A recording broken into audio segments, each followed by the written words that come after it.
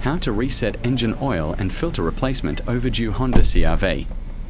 To reset the service warning light, of course change the engine oil and oil filter. First, turn on the ignition key. To reset the service light, first click the home button on the right side of the touchscreen. Click on the settings option. Click on the vehicle. Scroll down and click on maintenance info. To reset the engine oil and filter, click this reset button below. Would you like to reset maintenance information? Click reset. Maintenance information has been reset. Now click on OK. Now I will switch on the car's ignition again and see if the service light has reset or not.